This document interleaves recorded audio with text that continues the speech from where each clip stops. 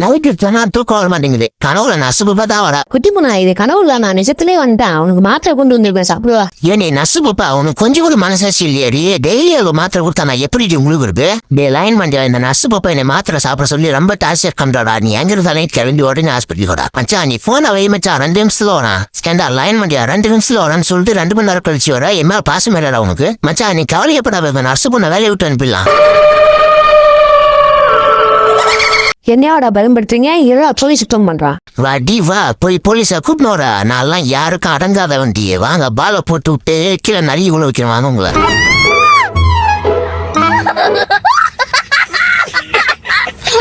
வரண்டா வரான். 2 பேருக்கும் வர வர சேட்டை அதிகமாகி போச்சு இன்னைக்கு. நீங்களா நான் பாத்துறேன்டாரா.